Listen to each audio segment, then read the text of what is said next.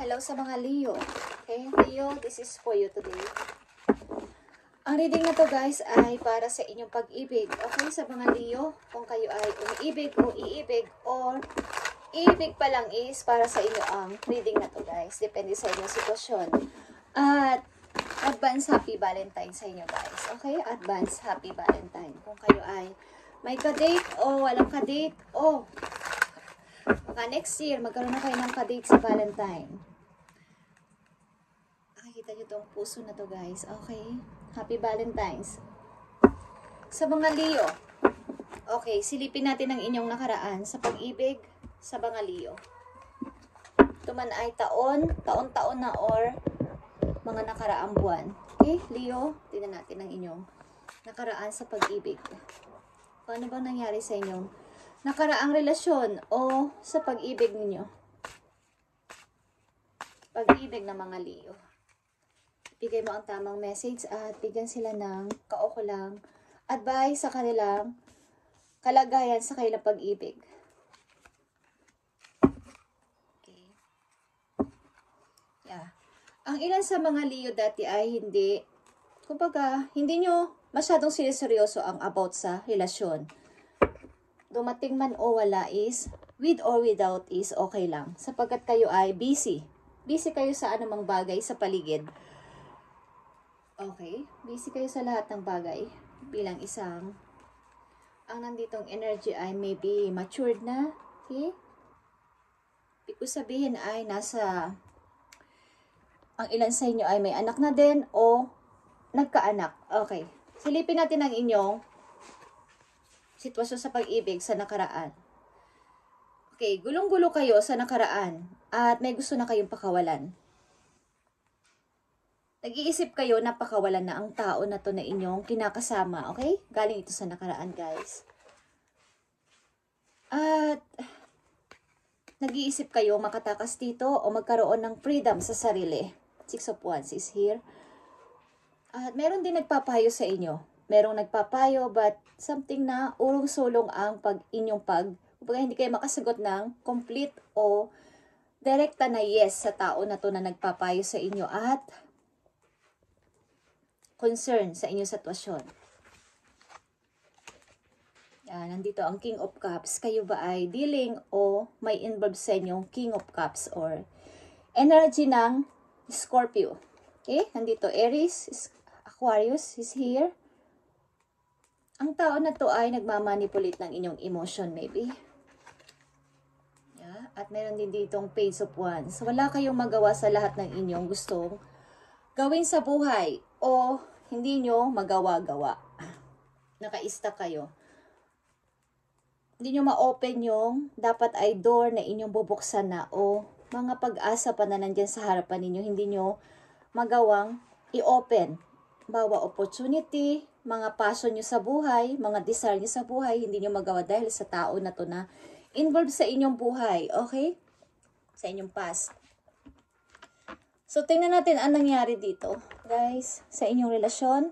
Bakit ba nagkaganito ang relasyon na to? O bakit ano ang naging?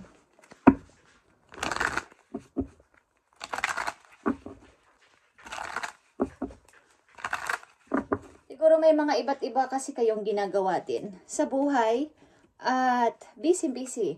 Lalo na kung kayo may mga anak, guys. At nandito ang death, okay, Scorpio energy again is here. Malakas ito ang Scorpio. At may lumisan na lang o may umalis na lang sa sitwasyon. Kasi ito nga ay toxic marriage, okay? Toxic marriage, hindi na kayo nag-uusap ng maayos. At wala na rin pa kailamanan sa isa't isa. Wala na usap-usap, nag-i-ignore na sa isa't isa o sa loob ng bahay. But, katulad na sinabi ko guys, Two of Cups is, nakikita nyo yung cups na taas. Hindi mahawakan ng isang person, ng dalawang person dito na magka-connection naman sila but hindi sila nag-uusap. O wala silang communication, wala na silang nararamdaman sa isa't isa. Okay, tingnan natin ang mga message dito for you, Leo. Sa mga nakaraan ninyong pag-ibig, titingnan natin ang mga kasalukuyan papunta sa future na maaaring paparating na tao sa buhay ninyo. Ang sitwasyon na to ay tapos na o maaaring tinapos nyo na sa mga nagdaang taon o buwan. Okay, maaaring nakinig kayo sa inyong friend na mag-isip-isip at umalis na dito. Ang tao na to ay, ang person na to na inyong kadiling ay maaaring minamanipulate ang inyong emosyon. Okay, Leo. Tingnan natin ang maaaring posibilidad na nangyari dito sa inyong relasyon na to. Nandito ang reaching your goal.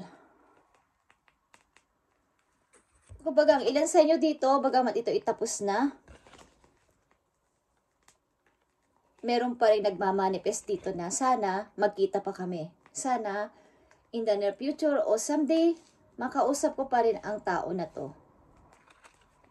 Gusto nyo tong, kumbaga, ang ilan sa inyo ay nagpipray na ito ang mangyari, na ang connection namin ay muling magbalik. Ang aming pagsasama ay muling magbalik. Magkausap kami muli ng person na to na aking iniwan o nang iwan sa akin. Okay, tingnan pa natin. Leo?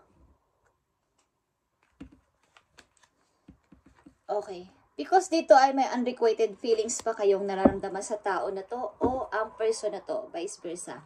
At kayo ay distansya na sa isa't isa o nasa malayo na ang bawat isa sa inyo, hindi na kayo nagkikita. O hindi na kayo nag-uusap. Nag-uusap man kayo maybe kung kayo ay merong mga anak, ito lang ang inyong connection, Leo, sa isa't isa. But yung inyong feelings ay hindi na nyo ino-open up. Okay, hindi kayo nag-uusap na kayo lang dalawa, yung inyong feelings, hindi nyo ino-open sa isa't isa na, Leo, meron pa akong nararamdaman sa'yo. O, meron pa akong nararamdaman sa'yo. Okay? Tingnan natin ang maaring message sa'yo ng tao na to na nang iwan sa'yo o iniwan mo o nagkahiwalay kayo. Both of you is meron dito na realize na kailangan na nating dumistansya sa isa't isa. Okay, tingnan natin ang maaring message sa'yo ng person na to. Leo, I need message for Leo. Galing sa kanyang person. Sa nakaraan. Okay, I replay our conversations over and over. Okay, kung kayo ay mayroong mga conversations sa phone, is maaaring nire-replay niya o nire-review niya o ini-scroll niya lahat ng inyong conversation at meron siyang mga napapag-isipan o napagtatanto sa kanya sarili about dito. Okay? Leo? At tingnan natin ang inyong message pa. Ito man ay paalala sa inyo o advice.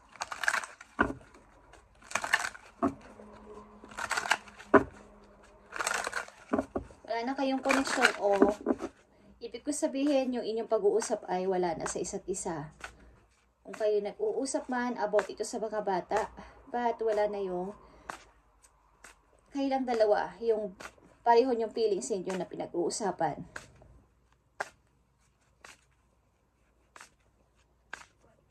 Message po, Leo. Advice. Okay.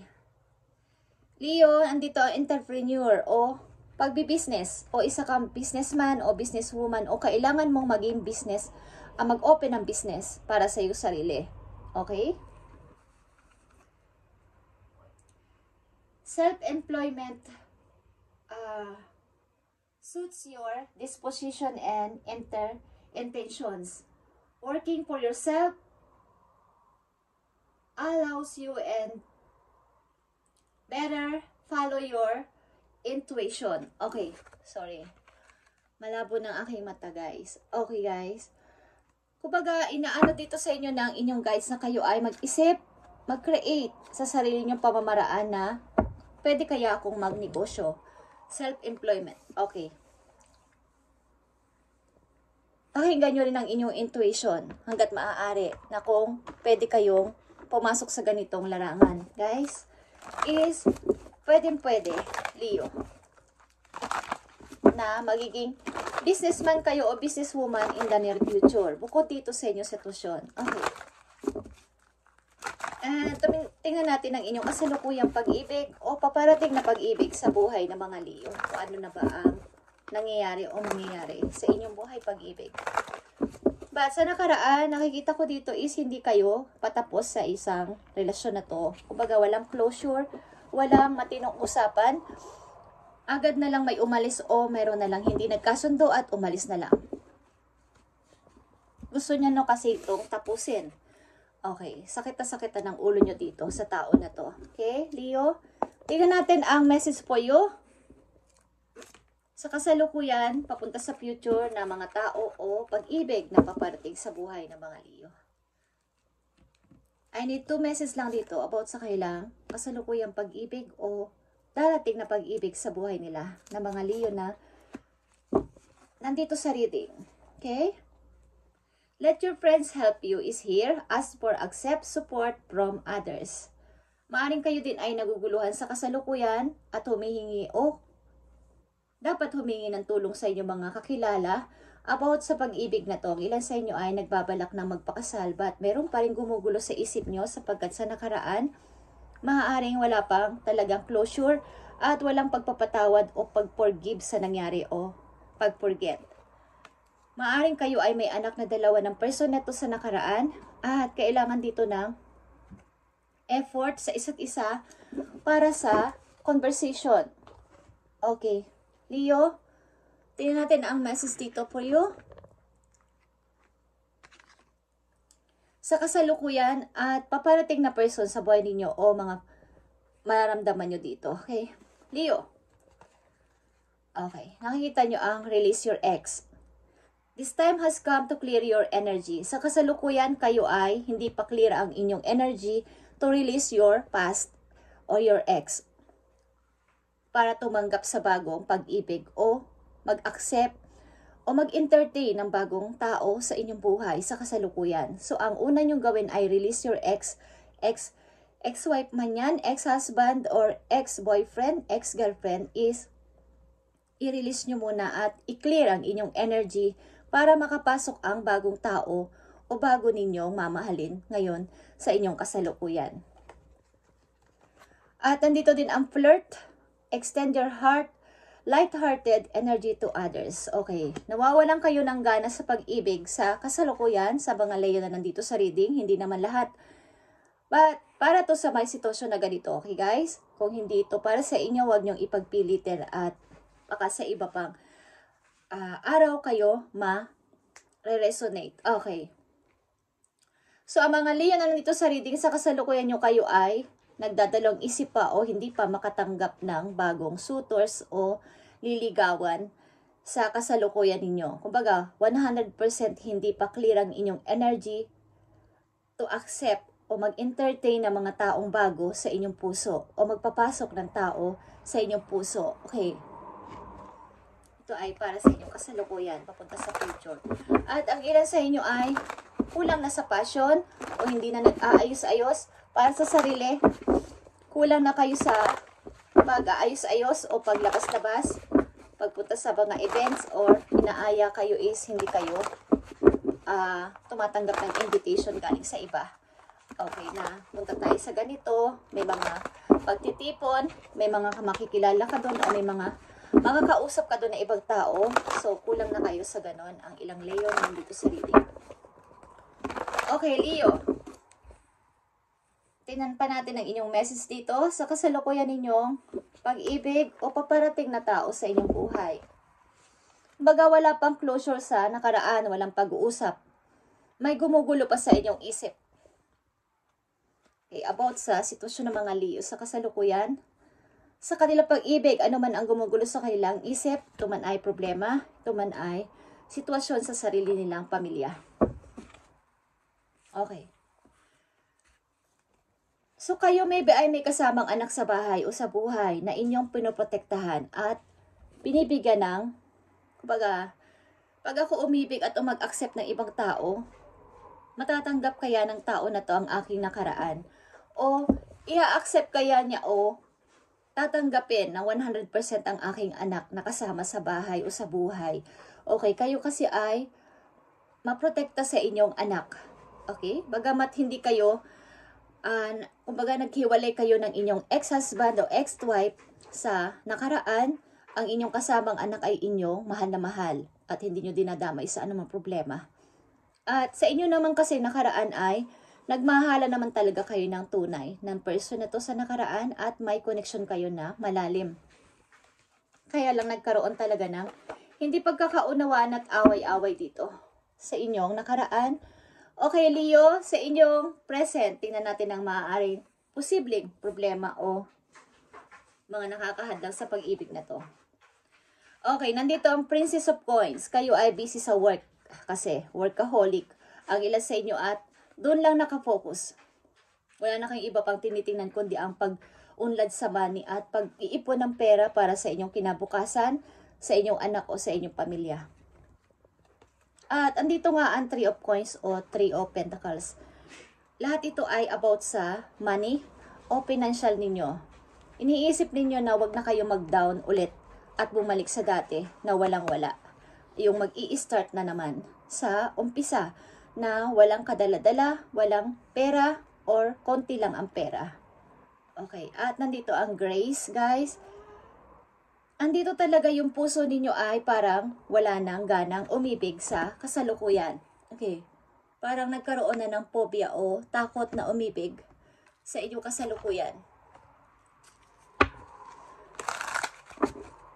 Baga may dumarating mas siguro sa inyong mga tao o bagong umiibig o iibigin ay nakuha kasi ang energy ninyo nung nakaraan na person.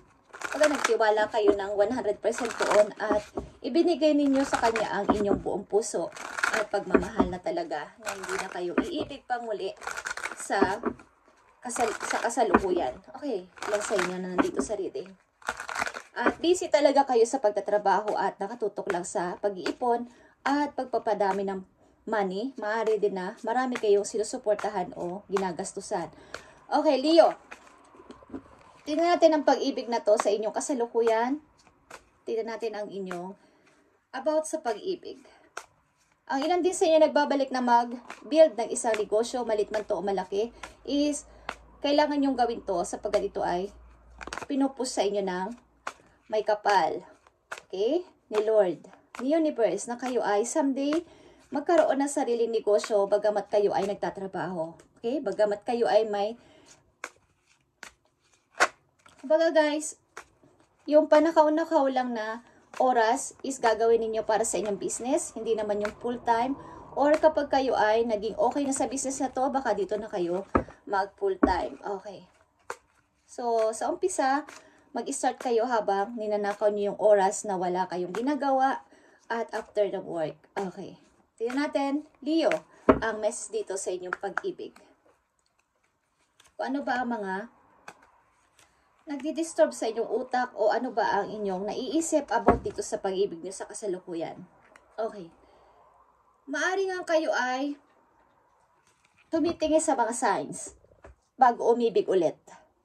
May mga tinitingnan kayo mga palatandaan o dapat ma-prove nyo muna na mahal ako talaga ng tao na to. Ang mga Leo na nandito sa reading, maari ay may kasamang anak sa bahay o sa buhay.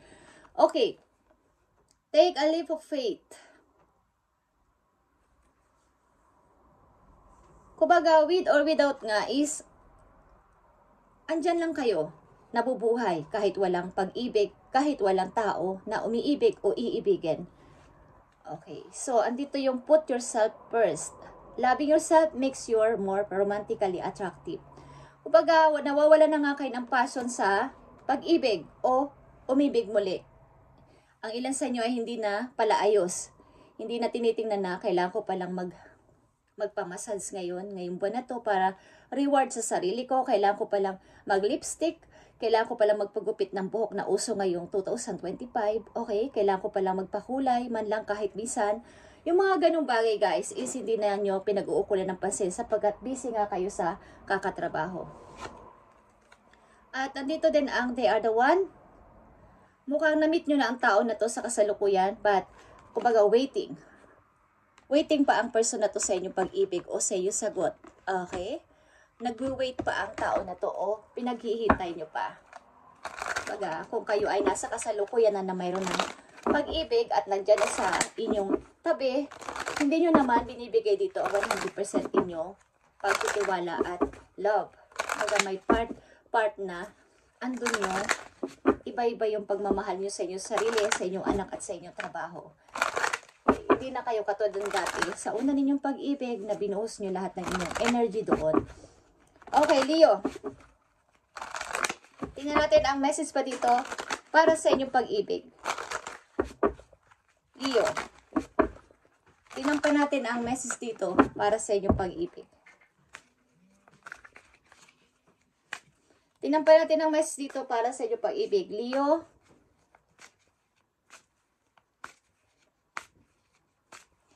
Nagkakaroon kasi guys ng problema sa akin dito sa building namin because may ginagawa sa labas. Minsan bigla na lang namamatay ang ilaw. Yung breaker ba? Okay. Leo, tingnan natin ang message para sa inyong pag-ibig. Nandito ang intense or the intensity of a true soul connection includes great high and great lows. Okay. Mukhang andito pa din talaga yung sugat sa nakaraan. Mayroong nawalan dito ng respeto sa isa't isa. Kumbaga sa inyong kasalukuyan, natatakot na kayong baka maulit muli ang nangyari galing sa nakaraan na mag-high and low ang inyong relasyon at tuluyang mababasag na naman at respeto sa isa't isa. Okay? Kumbaga patungo na rin kayo sa commitment sa inyong kasalukuyan. But andyan yung pag-worry ninyo sa inyong maaaring mangyari sa akin kapag naging seryoso na ako dito ng sobra. Okay, nandyan yung pag-worry. So, maaaring hindi pa nyo nakakausap ang inyong, wala pang closure galing sa nakaraan at bigla ang paghihiwalayan to na hindi na lang nagkaintindihan. Okay, Leo? Isang message dito para sa inyong kasalukuyan. Ano man to? Leo? Message for Leo. Okay, guys. Six of Cups is here. Meron talaga sa inyong manunuyo galing sa nakaraan. At maaaring ito ay deep connection, guys. Deep connection ng dalawang tao nagmahalan. Sobra. At ang ilan din sa inyo ay distance na o nasa malayo. Hindi kayo nagkitaan. Kumbaga, hindi nagkikita sa personal, maaaring may long distance relationship kayo sa kasalukuyan. But, may bumabalik na person galing sa nakaraan o may nagpaparamdam o may magpaparamdam sa inyo. Hindi man niya to sinasabi sa inyo, but ito ay nasa kanyang isip. Okay, at ito yung gumugulo at nagpapagulo sa inyong buhay. Sa ngayon is ibalik ninyo ang inyong dating energy na nawala sa inyo sa una ninyong pag-ibig. Leo, para makapagpapasok na kayo ng totoong person o bagong person sa inyong buhay kung gusto nyo lang. Okay? At kung gusto nyo kausapin ng inyong nakaraang person is mas nararapat ko mayroon kayong time at ano man ang inyong mapagdesisyonan at mapag-usapan ay magkakaroon na ito ng kalayaan sa isa't isa. Bawat isa sa inyo, sa kanya man o sa iyo is magkakaroon na kayo ng kalayaan sa isa't isa, lalo na sa inyong puso, sa inyong isip. Hindi nagugulo ang tao na to sa inyong isip. Okay? At may nagsasabi sa inyo ng I love you so much. Okay, Leo. I love you so much. At you have to be patient. May nagsasabi dito ng salamat sa pasensya mo at salamat sa pagiging mapagpasensyoso mo at pasensyoso mo para sa ating relasyon. Okay. Thank you, Leo. At ito ang inyong reading ngayong sa inyong pag-ibig at pagsilip natin sa inyong nakaraan papunta sa kasalukuyan. Thank you, Leo, and God bless.